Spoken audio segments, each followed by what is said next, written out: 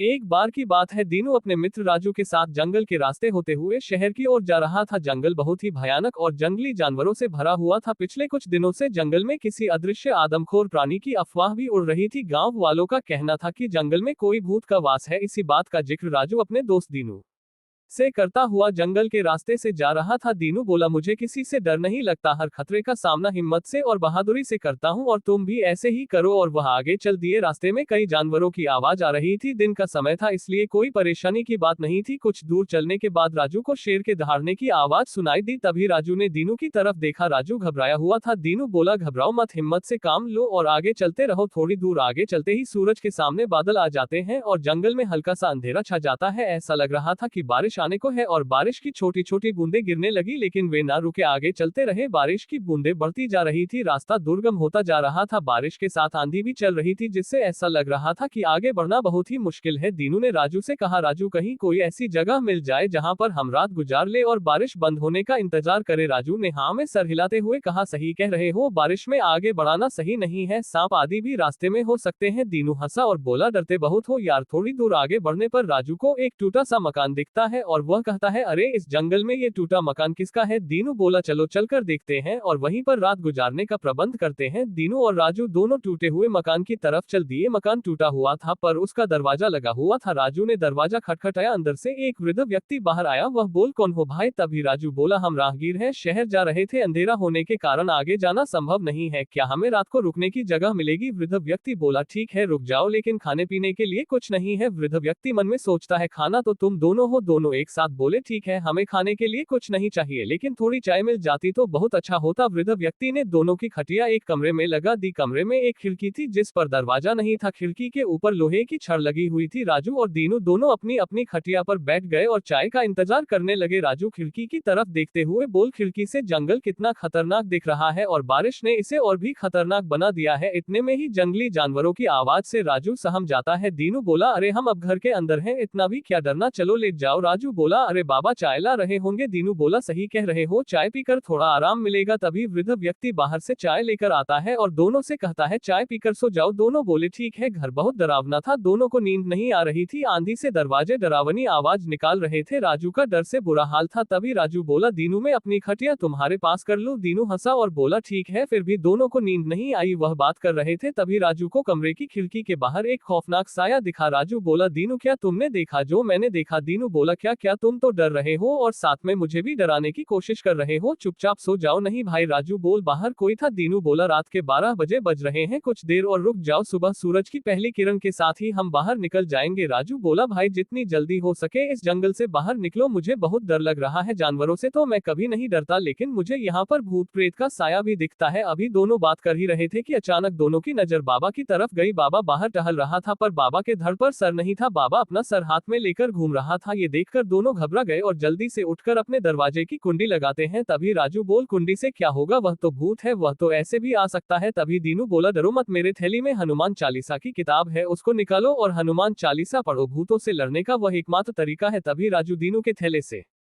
हनुमान चालीसा की किताब निकालता है और हनुमान चालीसा पढ़ना चालू करता है। दीनू को हनुमान चालीसा जुबानी याद थी। अब दीनू और राजू दोनों हनुमान चालीसा पढ़ने लगते हैं। हनुमान चालीसा पढ़ते ही बुद्ध घबराता है, हाथ में रखे हुए अपने सर को राजू की तरफ खिड़की से फेंकता है। फेंका हुआ सर अपना मुंह खोले हुए राजू की तरफ बढ़ता है। राजू जोर जोर से हनुमान चालीसा पढ़ रहा होता है, इस कारण सर घूमता हुआ वापस खिड़की से बाहर निकलता है। भूत बाबा के भेष में था। हनुमान चालीसा सुनकर इधर उधर भागने लगता है और बोलता है, मेरे घर में आकर कब्जा कर रहे हो, भागो यहाँ से, भागो यहाँ से, कहता हुआ दूसरी तरफ जाकर दोबारा अपना सर दीनू की तरफ फेंकता है। भूत का सर मुंह फाड़े हुए आगे बढ़ता है और दीनू पास में रखे हुए एक डंडे से भूत के सर पर वार करता है और जय हनुमान कहकर भूत के मुंह के कई टुकड़े कर देता है। भूत के मुंह के टुकड़े होने के साथ ही बाहर भूत का धड़ भी धड़ाम से नीचे गिरता है और जोर की आवाज कर अचानक जलने लगता है। भूत अब चिल्ला रहा था और कह रहा था, मुझे मालूम था, मुझे मालूम था, मेरी मौत दीनापुर गांव के एक लड़के दीनू से ही होनी है, क्या तुम दीनू हो? तभी दीनू बोला, हाँ मैं दीनू हूँ, जा अब यहाँ से जाओ। और भूत गायब हो जाता है और सदा के लिए उस जंगल से चला जाता है। अब वह जंगल भूतों से मुक्त हो चुका था, पर जंगल तो जंगल होता है, जानवर तो होते ही हैं। पूरी रात दीनू और राजू ने इस घर में गुजारी और सुबह सूर्य की पहली किरण के साथ शहर की ओर चल दिए। राजू और दीनू खुश होते हुए शहर की ओर चल दिए।